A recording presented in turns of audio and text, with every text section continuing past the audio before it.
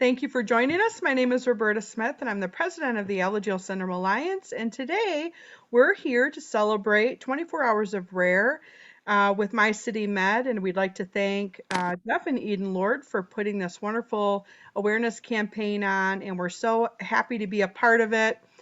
And we're here today to tell you a little bit about Alagille syndrome. Again, my name is Roberta Smith, the president of the Alagille Syndrome Alliance. We also have Cher Bork here, who's the executive director. Give a little wave, Cher. And we also have Shambhavi Ravshankar. She is a board member of the Alagille Syndrome Alliance, and in India, she's also an Alagille syndrome patient. So we're going to take a little bit of time today and talk to you about Alagille syndrome and the Alagille Syndrome Alliance and why we feel it's so important to celebrate Rare Disease Day and join in these types of efforts to spread awareness not only about our rare disease, but also rare diseases in general in the world. The Alagille Syndrome Alliance has been around for a long time. We're in our 28th year here, and it feels like we're a brand new organization because everything is changing so fast. We have wonderful new programs, which Cher's going to talk about later, and Shami's going to share her experience with rare disease so that you all can have kind of an experience of what someone as an adult with Alagille syndrome goes through on a day-to-day basis. So my daughters, I have twin daughters that are 17. One has Alagille syndrome and one doesn't. And our rare disease journey started very early on. She was diagnosed within a month through a liver biopsy. And, that span for diagnosis is actually very fast. For rare disease, it doesn't happen that often to have a diagnosis that quickly. And so, we were very blessed in that. And we were able to get the ball rolling with treatments for her, as I hate to even say treatments, not really treatments because we don't have any particular treatments, but medications and to identify all the different characteristics of her Alagille syndrome. So, Shami, do you want to take a moment and talk about your experience? Sure. Thank you so much for having us, My City Med. This is an amazing opportunity to just shed a spotlight on a very complex disease. Alagille syndrome is known as a cholestatic liver disease primarily, but it tends to affect a whole bunch of other organs. And the Alagille Syndrome Alliance has actually made a ribbon to symbolize all the organs that it tends to affect. So you've got bone issues, you've got kidney issues, you could have a cardiac component as well. You could have pulmonary issues with your lungs. And then, of course, there's the other little peculiarities here and there with your eyes and your ears and all the other small things. Now, one of the worst things about Alagille syndrome undoubtedly is pruritus, which is the itching, the incessant, never-ending, flaming fire that kind of runs through your body at any given point of time, rendering you sleepless, rendering you just completely exhausted, and it's a hard one. As Roberta said, there aren't too many medications out there that are specifically targeted to Alagille, but there are medications that have been prescribed all across the world for managing the various symptoms of Alagille syndrome. So that's just a little bit about the disease. Nutrition is something that we kind of really focus on as one of the main lines of treatment, in addition to kind of managing bile and liver function. But yeah, typically any Alagille syndrome patient, if you see, they will be seeing multi-specialities once a month, once in 2 months, once in 3 months. The stats are insane for the number of diagnostics and surgical procedures that patients living with Alagille syndrome tend to go through. Something as severe as, say, a liver transplant, or something as small as getting, a feeding tube and an NG tube put in. So that's just, again, a little bit about how you manage the disease. I'll just share a little bit about what I've kind of gone through as a patient that doesn't live in a more developed kind of economy. I was born with the disease, but I guess because of the awareness and general delay in information coming in, I wasn't diagnosed till I was maybe 5.5. Mhm. And that definitely played a role in terms of the quality of care I got and the quality of inputs I got. So for me, I have the paucity of bile ducts, which is a typical liver feature. I have a pulmonary stenosis, which is the thickening of the arteries leading into the lungs. And I have a ventricular septal defect, which is a hole in the heart. And at various points of times, doctors have suggested, invasive surgical intervention for all three of these problems. But so far, there hasn't been any kind of medical need for me to get into that. That being said, I have had spinal surgery when I was just entering my teens. I had a bleed, and at the time, we didn't know that people living with Alagille syndrome are prone to bleeds or prone to like hemorrhaging. And this just sort of happened out of the blue.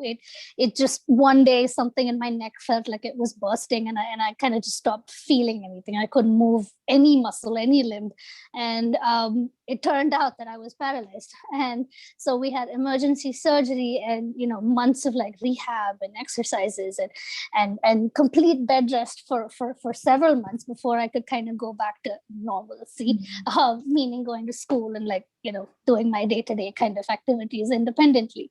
That was one of the turning points in my life when I kind of really understood how sensitive the human body is, and how good inputs and timely care can really mean the difference between life and death, as well as like surviving and really thriving.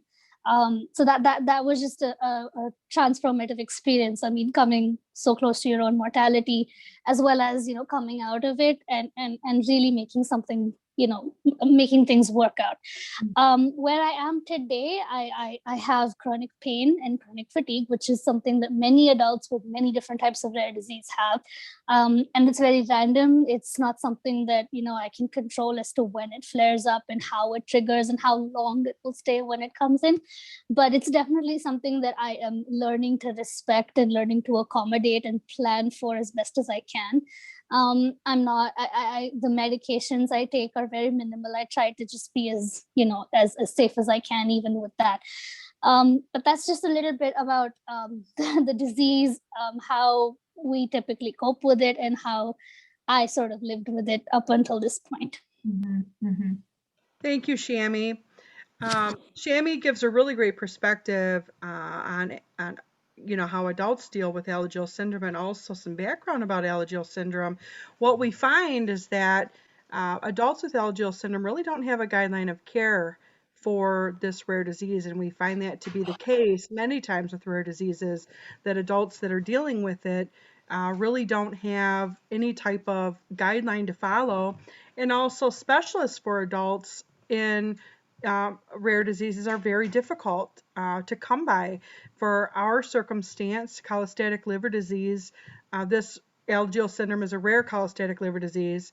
And once a pediatric patient transitions out of the either liver transplant clinic or their pediatrician or specialist into adult care, they kind of fall through the cracks. And that's something that we really want to work on, trying to provide a guideline of care for our families so that they, have something in their hands to take to their doctor who can perform all the tests that they need and really get the care that they need. Um, I would like to turn it over to Cher, and let's talk a little bit about the programs that we have at the Alagille Syndrome Alliance and what we're doing. And then I'd really like to talk also about how we've expanded in international outreach and the programs that we've offered there as well. Sure. So I think Shami and I were just talking a little bit earlier, one of the themes for Rare Disease Day this year is No Disease Left Behind. Don't forget about anyone. And I think that is, for an organization like ours, a patient advocacy organization, That's the whole point, is making sure that everyone in your community has a voice. And, that's what we try to do through our programs. And that's why our programs exist, is because we try to listen to our families and, hear from them about what they really need, what would help them uh, as far as their care, and just making life a little bit easier. We went from a few years ago really not having too many programs that were measurable and impactful, to now we have about 11 programs that are kind of up and running or in the very first phases, all the way through to we've had a couple of programs now for well over a year that are really thriving. I think our very probably the one that is the most popular is our financial assistance program. That is a program that really helps families in in their greatest time of need. We are able to help them with basic expenses, car note or car insurance, their mortgage or their rent or utilities. Those basic needs that, especially in a time right now when we're all dealing still with this pandemic, everyone has lost hours at work or lost jobs on top of the challenges they already were facing as a rare disease family. So that has been just a really incredible program. And that is thanks in part to, our great partners that we have really kind of afforded us the opportunity to do that. And as Roberta mentioned, we have opened that up to our international families as well this past year, which has been incredible. On top of that, in 2020, we did have a continuity of care program along with our financial assistance. And that was thanks to Global Genes. They were able to grant us funding to be able to pass on to families for, again, the same kind of challenges, but this time due to specifically to the pandemic. We also have an education program. It's called ALGS Academy, where we develop our own resource materials for families. We have one-pagers that a family can print off and share with their family and friends to help explain this very complex variable disease. They can take it to their physician and say, hey, this is what I was telling you about, because as most rare disease families know, you as the patient or the caregiver, many times you have to be, the very best advocate for yourself or your child. So we try to provide resources for families to do that. Within that program too, we also translate a lot of our materials. So we have several of those translated into up to, I guess, 8 or 9 languages. We have our care manual, which is a much larger document that kind of goes through some of the things that Shami was talking about, every one of these variable things that might happen with Alagille syndrome, the care manual covers, and we have that now translated in a couple of different languages, and we're starting to do that more and more. Our awareness program, which is pretty broad, that we kind of throw everything in there that doesn't really fit into another program. But that just, just like with any other rare disease organization, you have to focus a lot of your attention on awareness, awareness for families, finding new families, awareness within the group that you currently have, to help, I know with Alagille syndrome, at least, what you have today, and Shami can tell us this, what you have today may be different than what you're going to have tomorrow and next week and next year. And so just the awareness within the community. And then, of course, awareness outside of the rare disease space. We need, just like every other rare disease, we need the general public to hear Alagille syndrome and to hear all these other rare diseases, because, what we're learning, well, we already know it, but what the community is learning through, events like this, Rare Disease Day events, there's 7,000 rare diseases, and I think 300 million, rare disease patients across the world. So, it's not, even though each one of us is a small percentage, you put us all together and it's a huge group. So, awareness is pretty critical. We have, merchandise sales and different things. Shami mentioned our ribbon.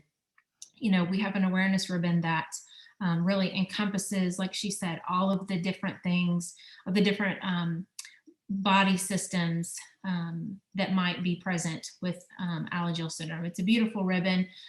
We designed it so that each individual color in the ribbon, it's 5 colors, each individual color can stand on its own, but when you put them all together, it's this just beautiful representation of our entire community. And so what else do we have in awareness? I guess, registry, patient registries. So if you are in the rare disease space, your organization may have a patient registry. We know the importance of that for, research, pushing research.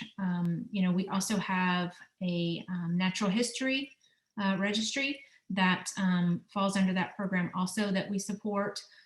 There is so much. I know we're going to put our website down at the bottom so you can see a lot more about it. Roberta, do you want me to talk about our ALGS Abroad International Program, or you want to talk a little bit about where we're at with that and what's coming Sure. down the road? Sure. We started the ALGS Abroad program with the idea that we would have working groups in different countries where we have pockets of individuals dealing with Alagille syndrome. One of the first things that we wanted to do was create a Spanish-speaking working group so that we could understand and assess the needs of those in international countries in Spanish, with Spanish-speaking regions of the world to see where we can help. And so that is our very first abroad program working group that we're starting.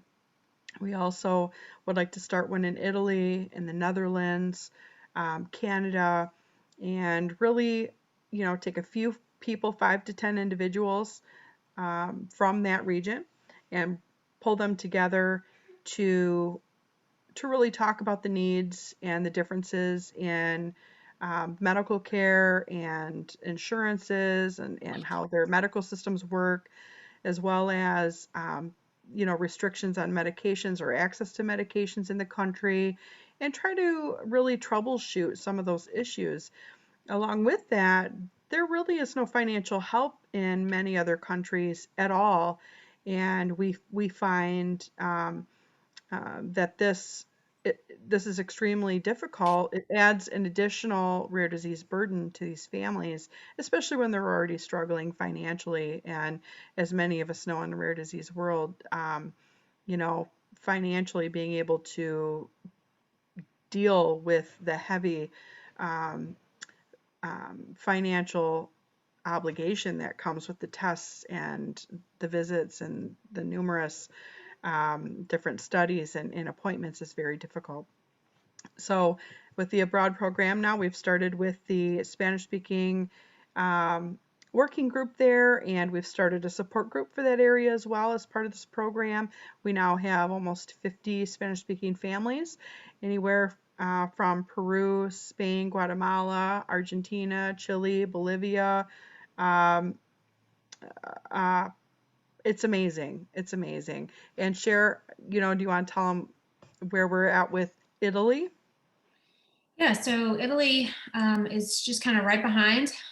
One of the other things that we do with this abroad program is we have one page on our website that is completely in that language. So all of these resources that we've translated, we put that on that page. And it's just a place for families to go outside of social media where they can find resources, connect, and get more information about some of our programs. And so, like Roberta said, the Spanish speaking families have that page now, and now we have a brand new Italian page, and we are finishing up that care guide to put on there, and we do have the rest of the translations already up. So, we just take kind of one geographic region at a time, and try to roll that out just little by little. And, it's just amazing where you can find people. We recently found,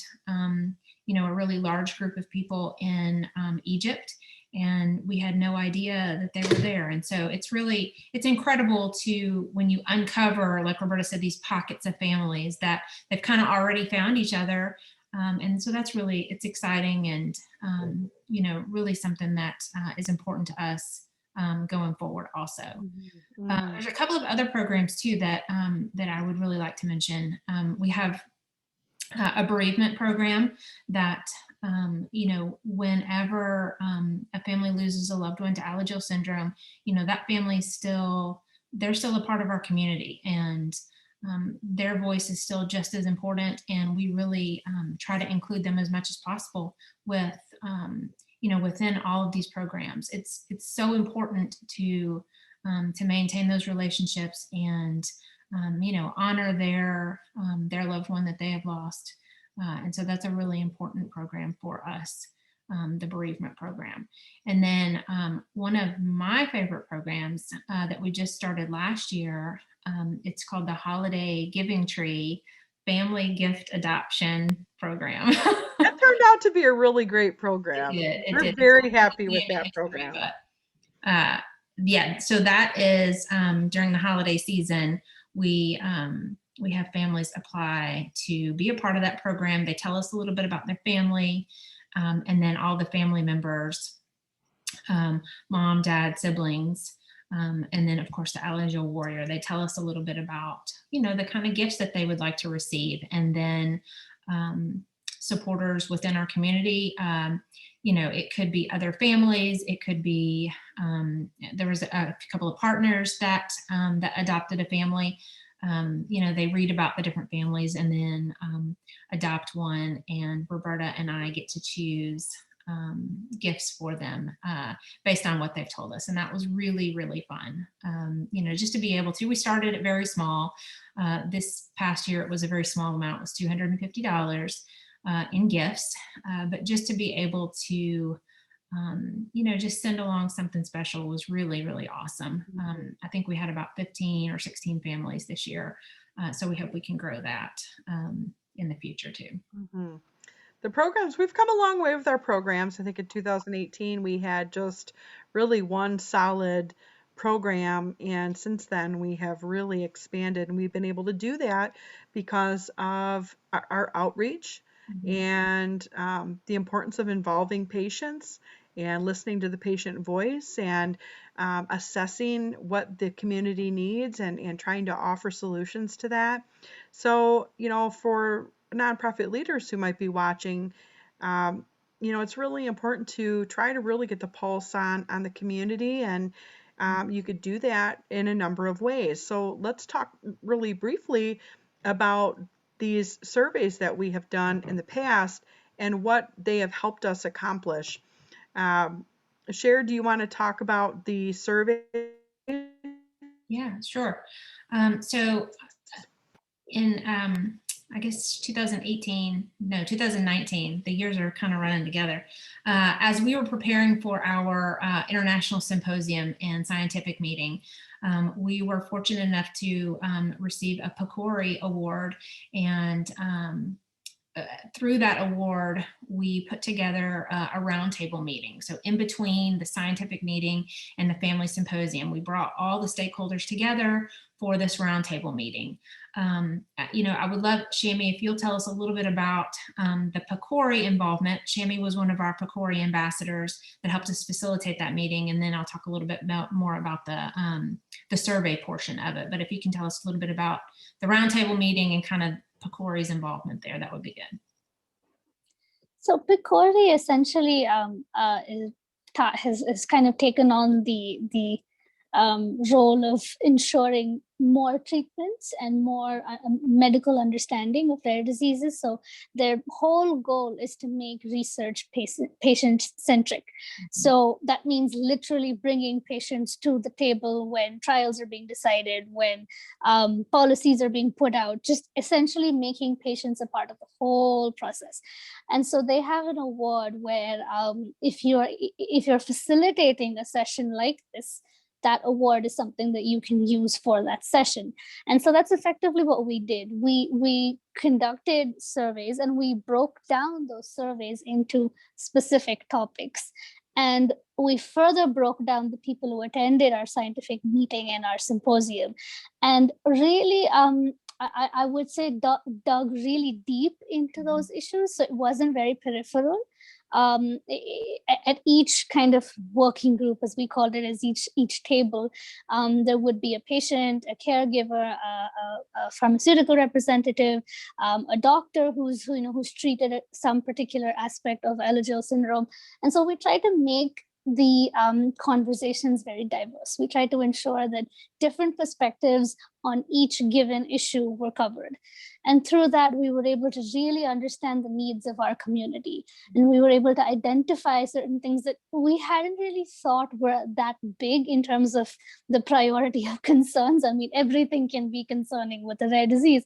But this really, I mean, this made us start, I guess, broadening our horizons and kind of thinking beyond, say, just the medical. Like we started really thinking about access. We started thinking about insurance denials. We started thinking about, challenges with education plans in schools.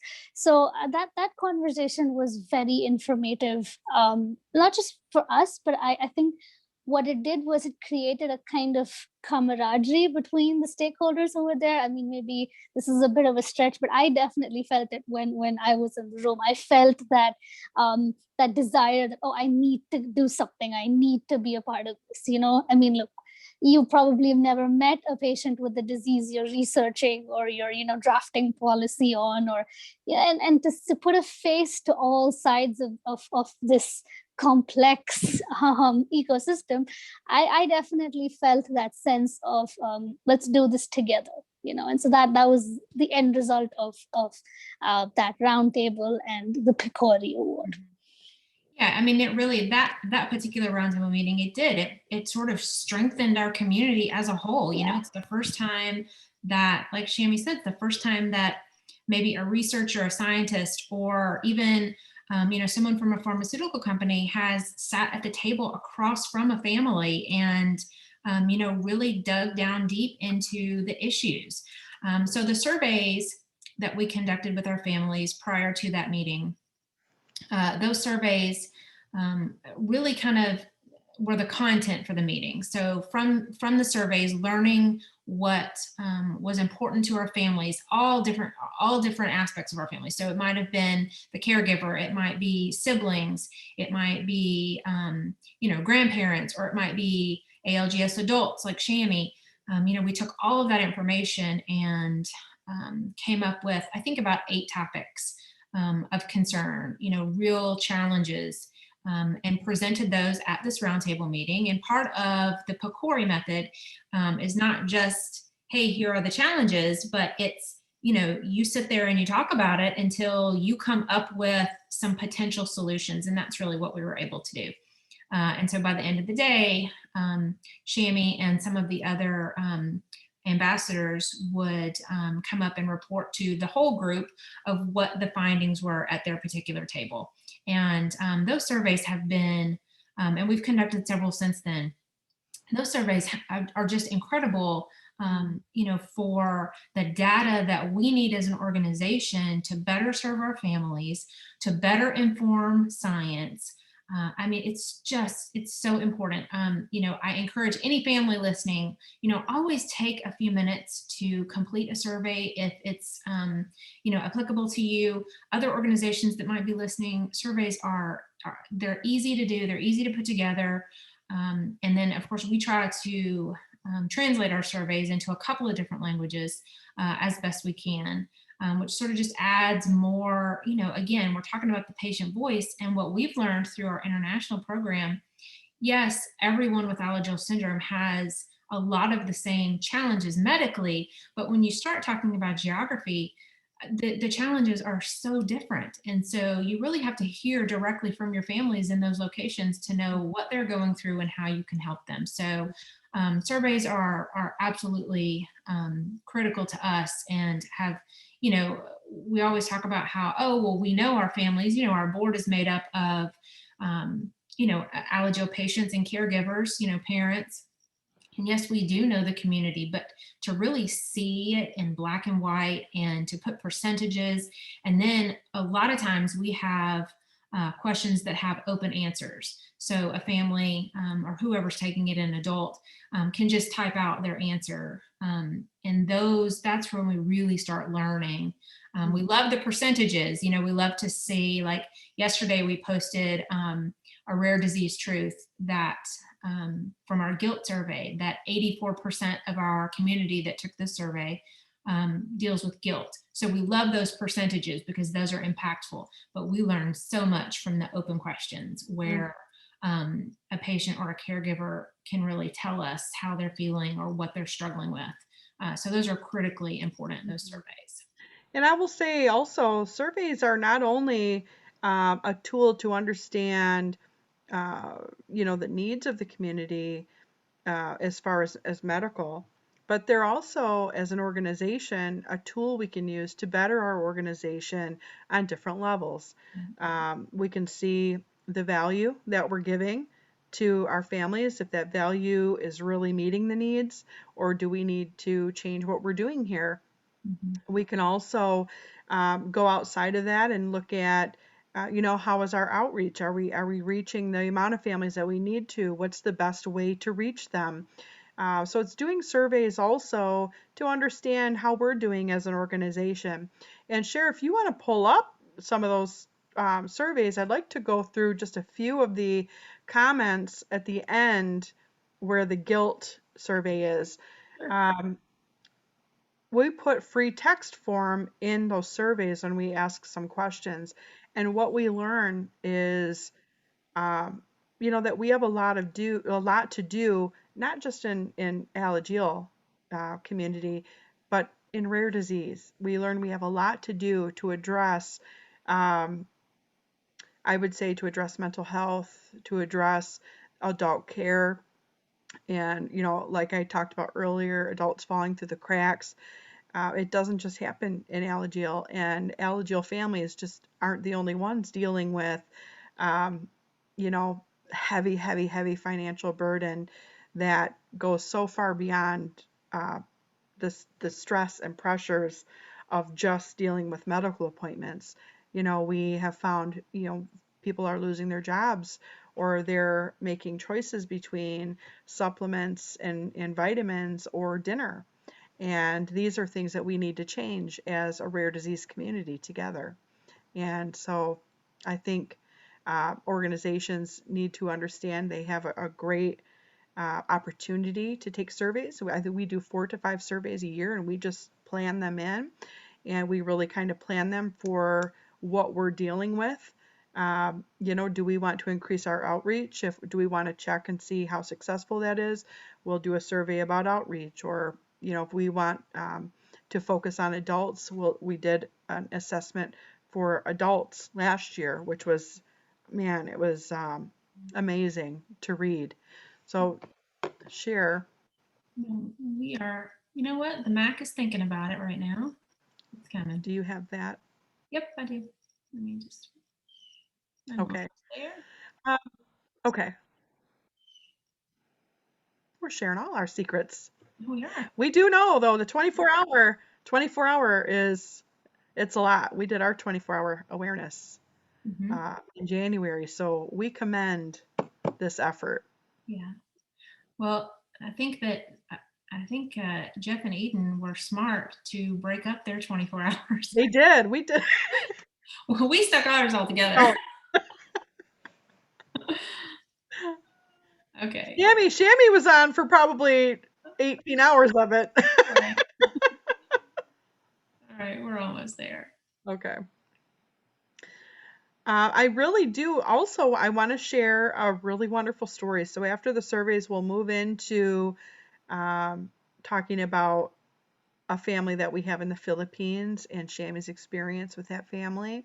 And then we'll share a video of their story that we put together, which is just so heartwarming. Yeah. All right. I promise we're coming. Here we go. All right. Tell me if you can see that. It's loading. Of course it is. See, that's. You have to learn. Yep. Here we go. We have technical challenges. So in our surveys, share, we'll take the information and pull them together in a really nice um, analyses here, and we have shared these with our partners. We have put these last surveys that we did in 2020 in our annual report as well. Mhm. Um, I'll just touch on a couple of things. sure. It's very long because there are several different surveys within this document here. This one right here just tells us that, and so this is representative of our community, but these surveys around about 300 people, 300 individuals. Which is a good sampling. It's not everyone, but it's a good sampling. And so we really do feel like it is, it really does represent the community as a whole. So 34% were misdiagnosed, not late diagnosis, but misdiagnosed, which is, that's something that, that we kind of knew. But again, just um, seeing it in black and white is really impactful. And for other organizations that might be listening, this is really important too right here. So what symptoms affect the patient the most? Well, like Shami talked about earlier, the pruritus or the itch is by far the most impactful symptom. But if you look at number 3, bone pain. So all through these surveys, we kept hearing about bone pain, which again is something that we knew about. Shami suffers with it.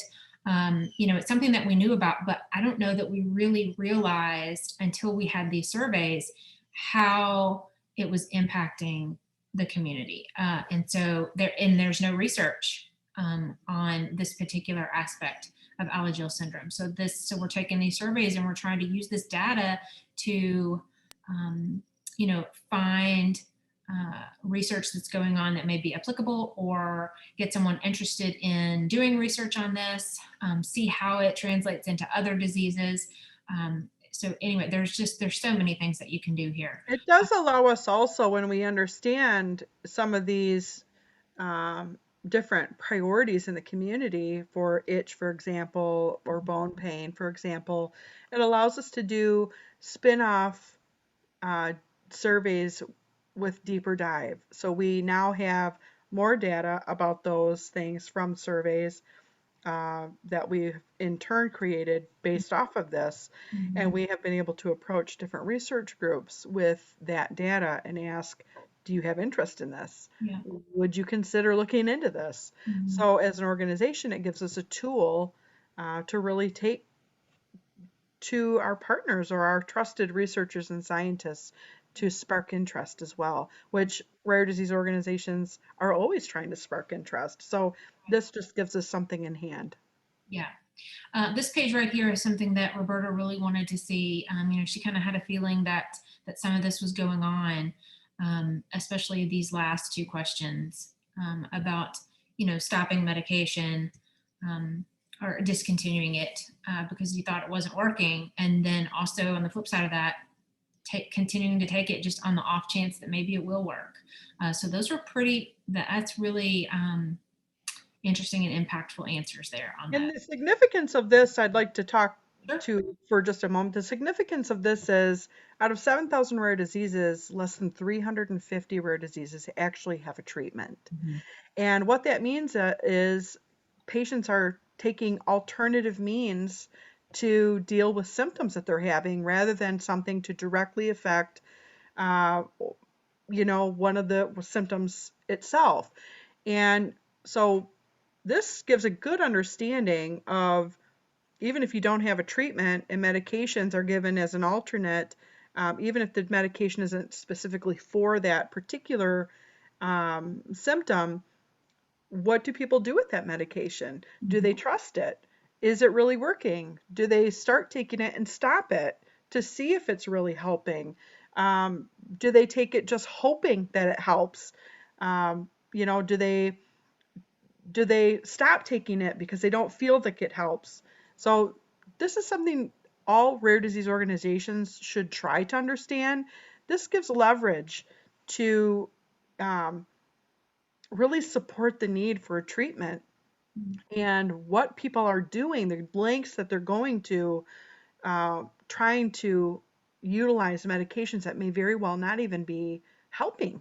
Mhm. It's heartbreaking when you read it. You know, it really is. Okay, I'm going to get down to um, some of these open-ended ones. You know, this is what we kind of replicated what we used for the roundtable meeting. You know, what do you want to ask an expert? And we get a lot of really great questions there. This one right here, this is an adult needs assessment. Um, so this one would have been targeted to Shammy's demographic. And, you know, I think on this, maybe some of the most impactful things, um, this Shammy, again, did any of these results surprise you when you read it?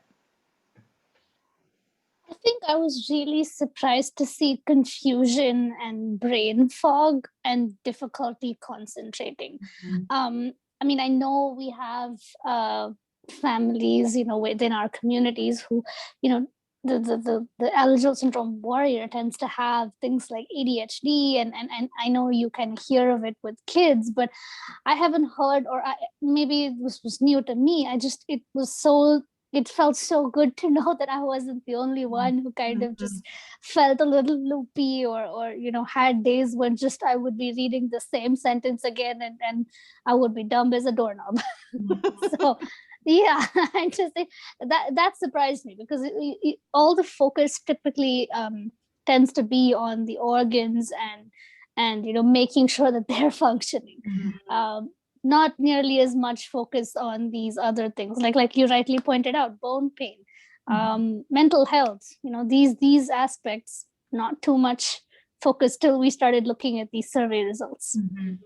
And, you know, to speak to Shammy's point, with this now published, you know, our families can go on and read this. And just like Shammy said, if they're thinking, oh, I'm the only one, and, you know, now they can read this and say, well, look at this, you know, half of the adults, you know, are feeling this same way. And that really, you know, keeps them from feeling quite as isolated and Mhm. alone. Mhm. Um, Okay, I'm looking for specific. Well, first of all, this So is with very interesting Oh right yeah.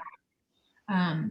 Shammy spoke to this earlier about all the different specialists, Yeah. which healthcare professionals are currently involved in helping you manage your Alagille syndrome. So with Alagille syndrome in particular, some to all of the organ systems are involved, and everyone who has a unique case of it. Mhm. Some might have heavy heart, some might have heavy kidneys, some might have heavy liver, some might have heavy liver and kidney, or heavy liver and heart, or heavy heart and kidney. Everyone is different. And so with our rare disease in particular and other rare diseases that are multi-organ or multi-system, the amount of specialists, the amount of appointments, the amount of involvement, the different characteristics, whether it's one gene, two genes, three genes, uh, it really kind of shows when you see a list like this, the amount of heaviness that not just like parents for a child, but adults, they have to keep track of this. They have to keep track of the appointments. They have to keep track of different medications for each one. They have to ensure and coordinate between each one to make sure that each one knows what's happening. And you could you could probably imagine that many parents here can't hold down jobs because now they're coordinating all of this for their child, or the adults struggle to hold down jobs because their medical life is so busy that they can't keep a roof over their own head in many cases. And that is something that we try as an organization to understand so that we can start offering, for example, the financial assistance or figure out how to help them more locally with some of their resources. So this is a very powerful tool here. Definitely. Um, okay, I would say, okay.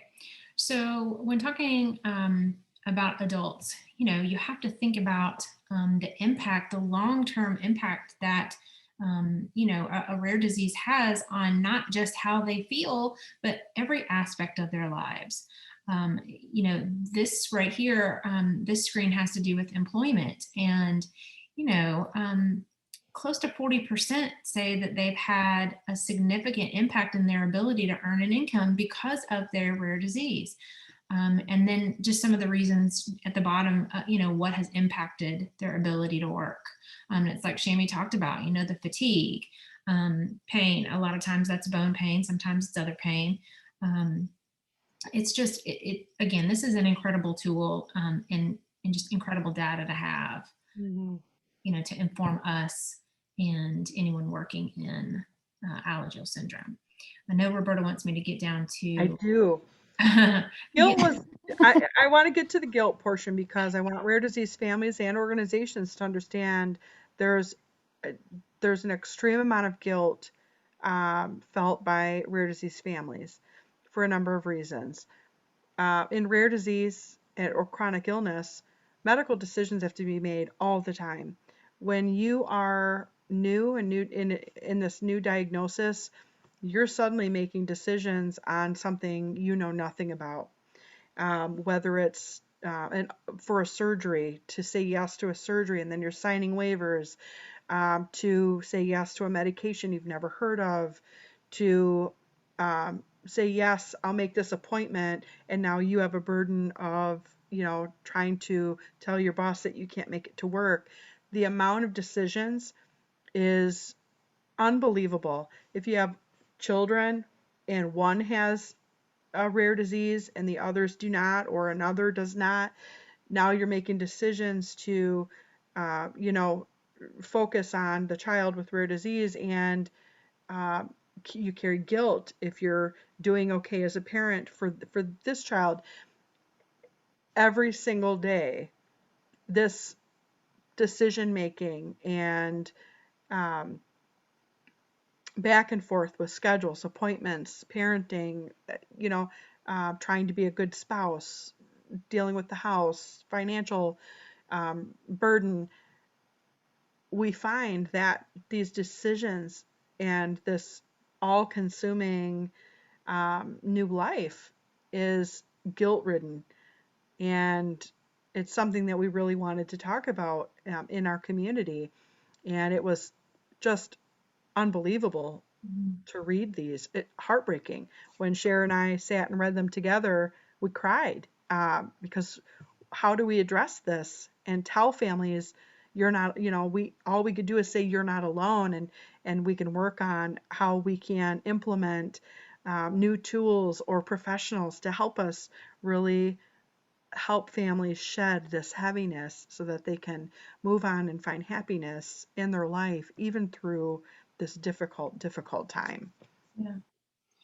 So I was mentioning earlier, 84% said that they feel guilt surrounding their own Alagille syndrome, or typically their child's. Um, does it affect your day-to-day life? 80% said yes. Um, and these are just some of the reasons, a sampling of the reasons why they've said that it affects their daily life. And then these, I think, there's a couple of pages of this, but I think these are some of the most impactful things, and this is where it gets really emotional, for anyone to read, what's going on with, with these families is very tough. Hmm.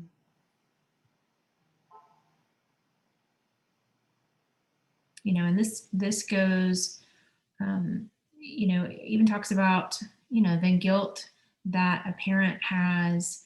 They feel guilt because they have to spend so much time with their Alagille child, and what are the siblings missing out on? But at the same time, there's all this guilt that the Alagille child doesn't get to participate in all of these. It's coming at them from every direction. And now we also say too, in rare disease, we are the experts of our disease. And, you know, yes, we get to learn a lot about what we're doing, but because rare disease is not well known, many rare diseases are not well known, we find we're now also the educators, and that adds an additional difficulty for some individuals who just don't have the capacity to do that. And so we want to make sure as an organization that we offer as many downloadable tools or resources that we can to make that piece easier for families, whether they go to the website and download an explanation of what Alagille syndrome is and take it to their doctors, or make sure that they understand they have the freedom here to email us, message us, jump in our support groups, ask other individuals or our board members what they're dealing with or how to access a resource. Those are really important for us.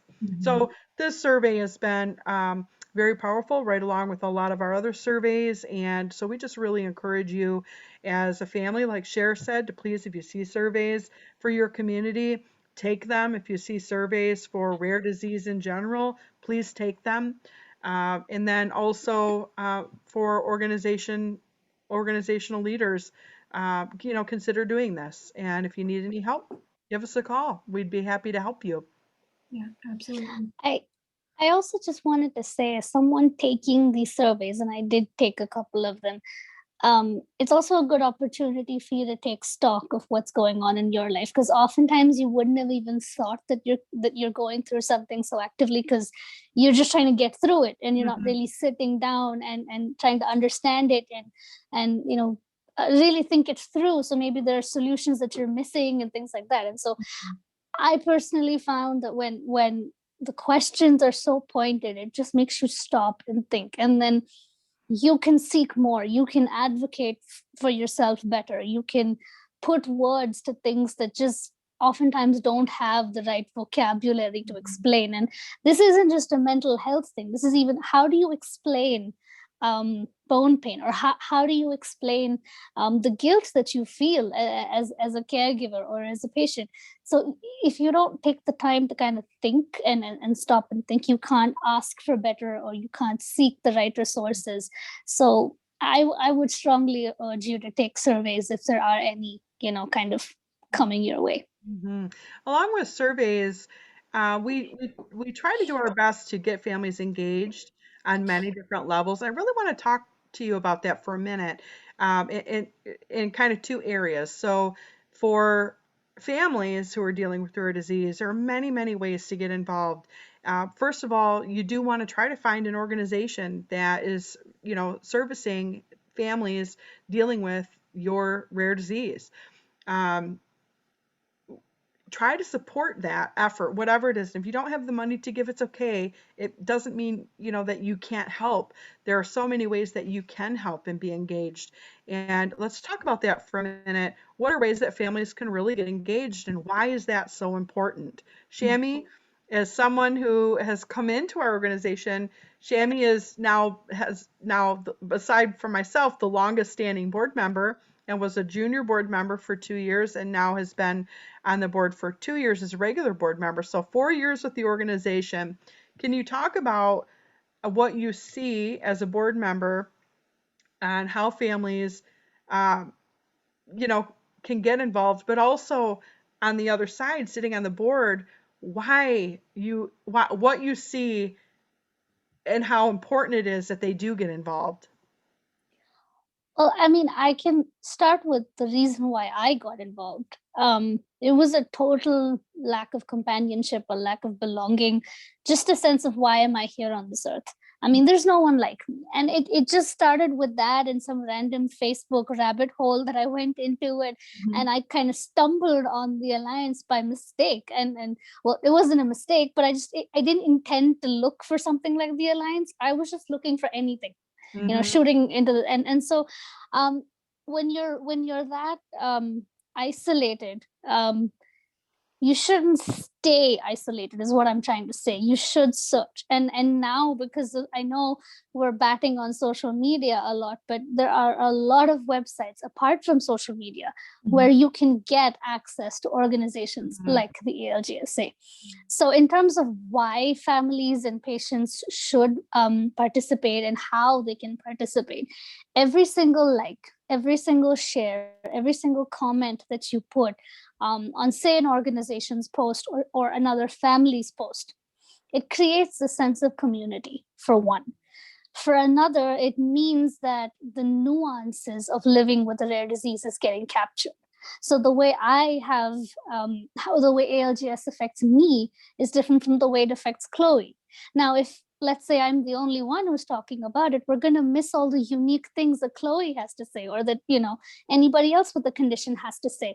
We'll miss the parent perspective. We'll miss the sibling perspective. There's so much, there's a wealth of content that ultimately needs to get captured so that we as a community, and further than that, as an organization, can push for more and push for better, whether it's government support, whether it's better insurance coverage, whether it's more nuanced research, pushing researchers into studying new unidentified areas. So if we hold back and we don't share our stories, that it's painful. I'm not gonna lie. It's not easy to get up and say I went to this and that. But if you can just take a moment to even put in one small comment saying that, yeah, I've been through this too. You don't know the kind of hope you're giving to somebody else. You don't know the kind of impact you're going to make on an organization's ability to create programs to cater to that issue. You really don't know where your words will make an impact, but I guarantee you they will. You don't have to have a lot of money, and you don't have to have a lot of skill. You could just be a person. There's nothing wrong with that. And that's the experience I see from the outside of the board. Now, from the inside of the board, if I don't know what is going on in my community, if I don't know new ways that they cope with the disease, if I don't know the geographic differences, like you pointed out, Roberta, with our abroad program and things like that, if I don't know, how do I push out the right programs? How do I know that what I'm doing is right? As an organization, am I neglecting a community? Am I putting too much attention on one issue when there's actually something else? So even from an organizational standpoint, the more stories I get to read, the more people I get to speak to, I think the most impactful thing for me the last 1 year has been loss. We've lost so many ALGS warriors, and I'm in touch, and I know so you guys are as well. I'm in touch with the parents of these children that are no more. And I have understood grief and pain, but I've understood undying love, not just for the child that was lost, but for the community that the child was a part of. And I think that's so important, because it's something that needs to get covered as an organization. It's something that needs to get more focus. And if I didn't see posts on social media, if I didn't see people talking about it absolutely fearlessly, I wouldn't know. And I wouldn't be able to push for better things to come out of the Alliance. And it's the same for Roberta, it's the same for Cher, it's the same for all the other directors on the board. So that's the value of that, in that interaction between the community and the board. Our organization is completely virtual, and as Shami is talking about postings and sharing, liking, reading, commenting, those things are all very important. And let's talk about some other ways also, along with social media, that families can get involved. We have several different ways. If you don't have money to just donate, of course, donating is always a way that you can get involved. You could donate on a website. You could donate through our social media. You could, start a birthday fundraiser. But we also have campaigns. Sherry, do you want to talk about some of the different types of campaigns that we do through the year? How some are awareness and some are fundraising? Yeah, I mean, I think our biggest campaign that we have is called the Fight for a Better Life. And the fight is, I don't know, maybe 12 years old this year, I think. It started out as a virtual walk and has just sort of grown into this huge campaign where an individual, a family, a business, can set up a team, a quote team, and you can do awareness and fundraising in just, it's unlimited what you can do. You can simply create your page, put some pictures on there and send that out via email. And ask for support, or post it on social media and ask for support. Or you can have an event in your community. We have merchandise sales that people have done. This year there were some really creative things. We had a dad who rode his bike. Commuted for ALGS. Yeah, commuting for ALGS. He rode his bike to work a mile for every $1 he raised. Again, there are like merchandise sales and all these just different things that you can do. It's unlimited. Pre-pandemic days, a lot of people, would have events in person. So maybe a picnic or a walk, and we'll get back to that, in the coming years also. But that is a huge campaign. That's our largest fundraising campaign for the organization. Also a fundraising campaign that we participate in is Giving Tuesday. All the money that we raise during Giving Tuesday goes to fund research. We have a research grant that we give out each year. And so all of that money from Giving Tuesday goes into that. But then there are other things just like this, like Rare Disease Day. We have merchandise sales throughout the year where you can you can wear t-shirts and different things. Our ribbon is always available for people to, to wear. Today or this weekend, the Rare Disease Day, that's just to raise awareness of all rare disease. And then also, the specific one that we're involved with. If there's 6 of us within the organization, 5 board members plus myself. Well, we're only 6 people. And so, we know that our voices together are going to be so much stronger, than just one. And so if we can all come together, each one of the individuals that either comment, like, share on social media, send an email, talk to someone at the grocery store, talk to their neighbor about what's going on. That's reaching people that the 6 of us might not be able to reach individually. So it takes every single person, to be involved. And, it's hard sometimes to put yourself out there, like Shamie was saying, that's hard. It's hard to ask your friends and family for money. Those things are very difficult, but we try to make it as easy as possible. We try to make it fun.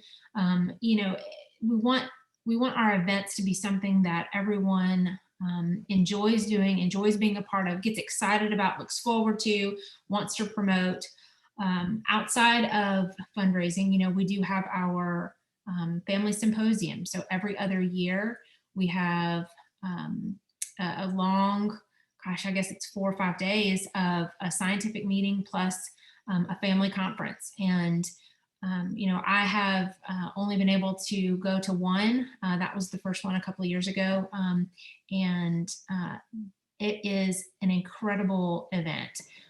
That is the first time that I think the majority of families, the first time that they are meeting someone else that has Alagille syndrome. And just the kids especially, you hear them, they'll say, oh, wow, these kids all are just like me. And that it's incredible. Plus the education that comes out of it, the camaraderie, the collaboration with, because we have different companies there, different pharmaceuticals, just everything that comes out of that is absolutely incredible. And I have heard so many times how that symposium is a life-changing event for a family. This is a symposium year for us. We are going to be virtual this year, which, we're kind of sad that we can't hug each other, but at the same time, having a virtual platform really allows people all over the world to participate. And so for that, we are really excited. And we will be using this My City Med platform, which we are super excited about. That it's fully integrated and it's incredible. how everyone will be able to, interact with each other, learn. It's going to be a very jam-packed 2-day event. On the off years, when we're not doing a symposium, we tend to try to have a party of some kind. A gala is what we call it, even though it's not really a gala. It's just, that's just a fun name to call it, where we try to get together and celebrate. Celebrate our families, our warriors, and we actually give away champion awards at those events, where we really like to highlight someone in our community, whether that is a family that has gone above and beyond with awareness or fundraising or support, as well as a scientist or a researcher, or someone in pharmaceutical company that has kind of devoted their life's work to this community. We try to highlight them and celebrate them. So we have all kinds of stuff going on that that you can get involved in. And again, Yeah. it's really important because everyone's voice is important. Everyone's voice is a little bit different, and we need to bring everyone together, so we can all be heard as a really strong community that we are. How are we doing on time? We're about 7 minutes over. Oh, 7 minutes over. Mhm. Well, to close up on this portion, I'd like to read a little list of ways that families can get involved, and then read a little list of the ways that organizations can create opportunities for families. And then I'd like to close our session up with a video of a family in the Philippines, which is, a family story. So ways that families can get involved, like Cher mentioned, uh, purchase a t-shirt, get some merchandise, ask for a ribbon and wear it proudly, sign up for the newsletter, donate, take surveys, share your story on our social media pages, share your story, call the organization and introduce yourself, share your story with them, ask to be a highlighted individual in their newsletter or on their social media. We love to share stories, and any organization that you contact for your rare disease would love to do the same. Spark a conversation with someone that you don't know. Don't be scared. Reach out and talk to someone in the support groups. Introduce yourself, find some common ground with those individuals, and make some friends. Volunteer. Ask the organization if there's any way that you could volunteer. It doesn't have to be physical. It could be something as easy as writing a story for the newsletter, or creating something, or bringing something to a virtual virtual or in-person auction to auction off. It could be a number of ways that you could volunteer. Try to raise awareness with your friends and family. Talk about the rare disease. See if you can raise awareness or tell people about it. We have one individual that used to be on our board had a card that talked about, Alagille syndrome and what it was, and she would give the card out. It's just an amazing way to raise awareness.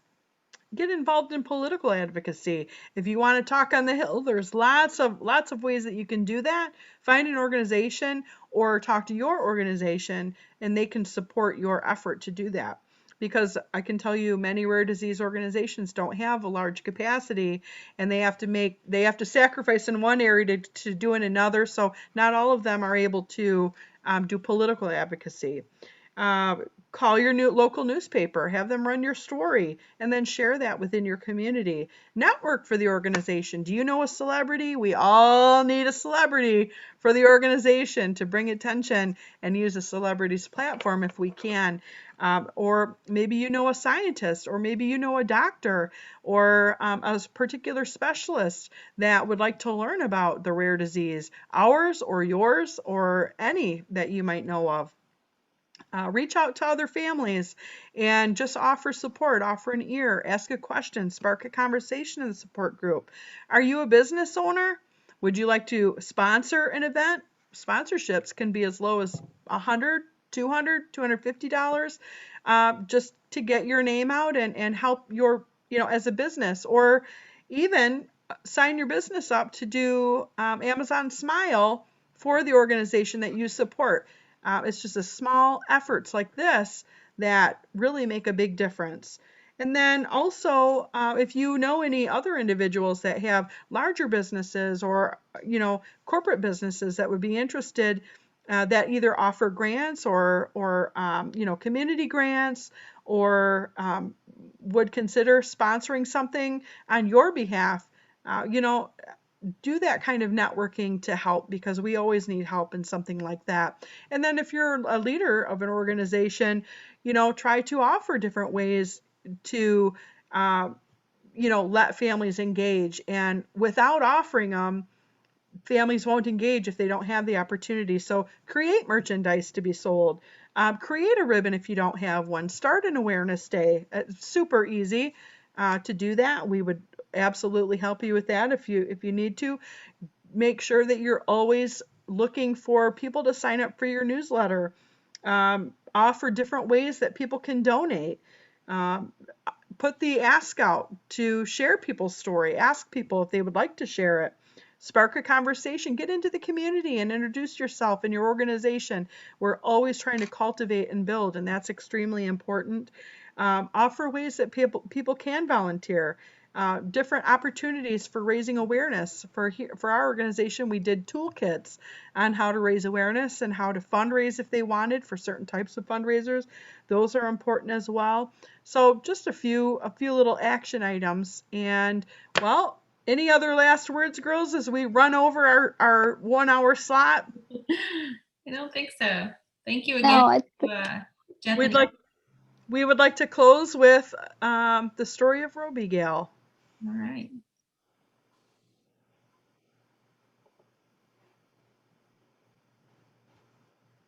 Maybe. Technical.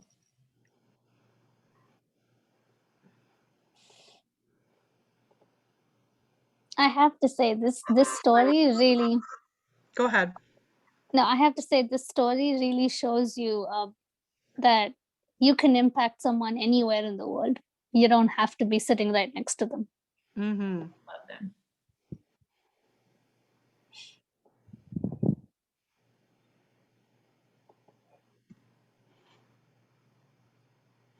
Clearly, I'm struggling. I can't seem to share.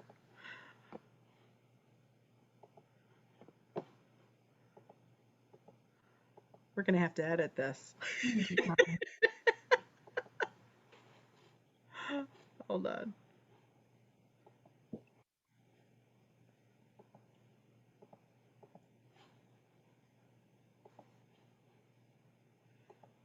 Do you want to talk a little bit about it, Shami, while I'm pulling it up? Yeah, sure.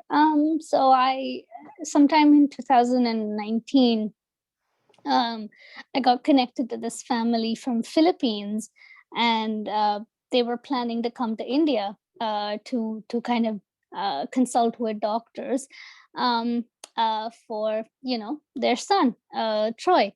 And Troy had severe xanthomas, and he had a whole bunch of cholestatic liver disease related challenges with his Alagille, and uh, growth was an issue, a whole bunch of things. And so they had told him that he needs some kind of transplant or some kind of procedure to get things on track. And so that is pretty expensive in the Philippines.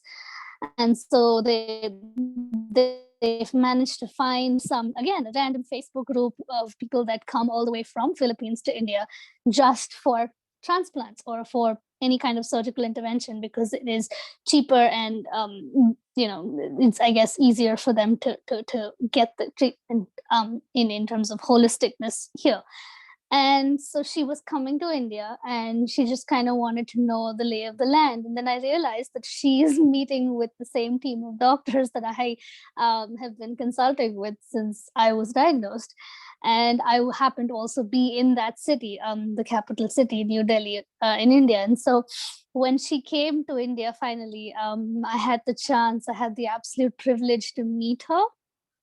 And at that point, I had just come back from the family symposium, and community members from all over the world had heard about how much Robigail, who was Troy's mom, had really struggled with fundraising and trying to get the right kind of support and approvals to come to India to get these procedures and things. And so a lot of them kind of banded together and gave me little goodies to give to Robigail when I met her. And so I was able to do that as well. I was able to have lunch with them and hang out with Troy, and he's one cool kid.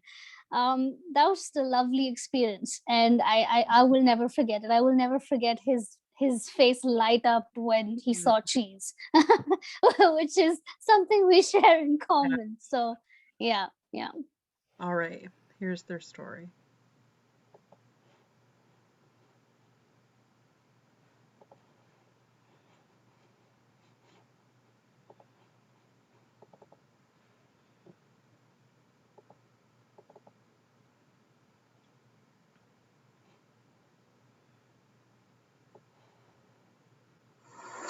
Hi, I'm Robbie Gale, Troy's mom from Philippines.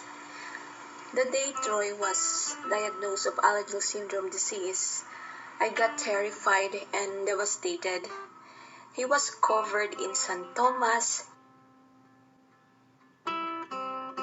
He didn't sleep well, or only 20 minutes of sleeping every night. Papa God, please cure me. Amen.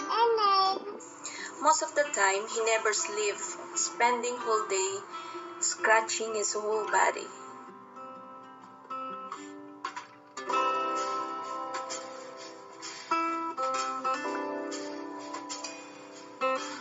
And end up wounded. As a mother, it breaks my heart to see him suffering. So I did a research where I met a biliary atresia mom, and she introduced me in their Facebook group called LITRO, or Liver Transplant Organization, Philippines. They taught me about liver transplant. I discovered India is the most cheapest liver transplant in the entire globe. In Philippines, it costs 5 million pesos, while in India, it only costs 1.6 million pesos. It's more cheaper. To reach our goal, I did solicitation from politicians, friends, neighbors, relatives, and also taking money loan.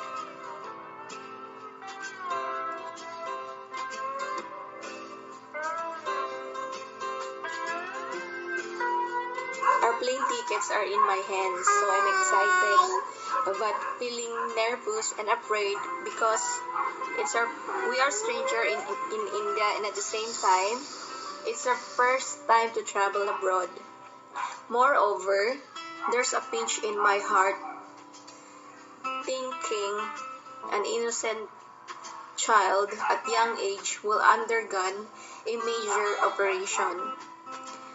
When our fund is enough, we went to Apollo Hospital, India, where I met Doc Nirab, a head liver transplant surgeon.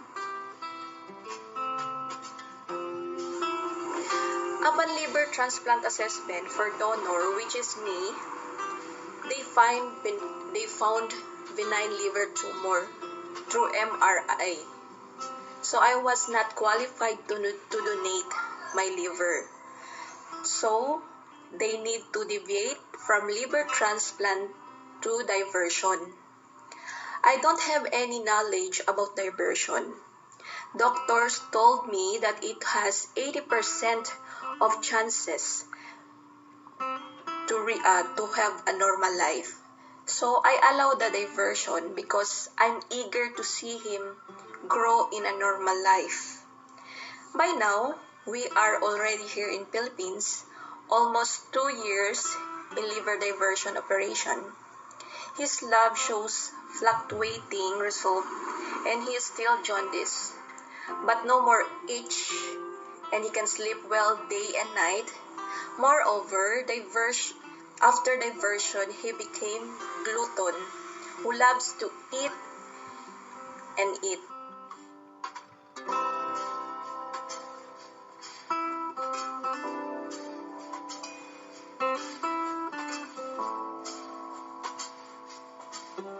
But I only gave him fruits and vegetable and fish due to his due to his increasing lipid profile. A couple of days spending in India, I feel restless and worried. But I'm thankful because one of Alagille syndrome warrior named Shami came by and helped us feel comfortable in their place.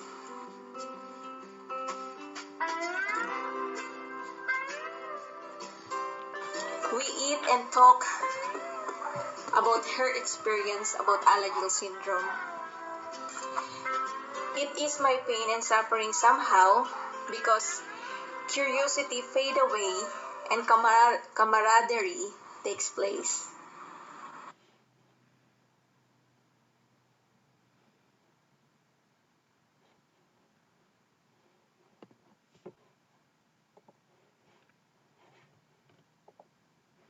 I love that story.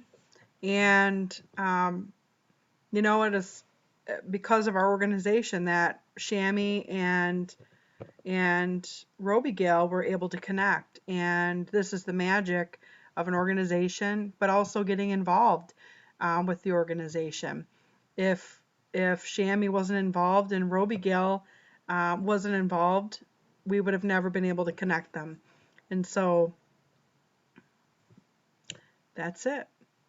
Thank you so much for joining us for the 24 Hours of Rare Alagille Syndrome Alliance portion. We did go over our hour. We're hoping that that's okay. And again, Eden and Jeff, thank you so much for doing this and for celebrating those of us dealing with rare disease and also the rare disease community as a whole. It's terrific. And we so appreciate you and everything that you do and how wonderful you've done with My City Med and the conference platform. We can't wait to use it. So thank you, and thanks everyone for listening. Bye-bye.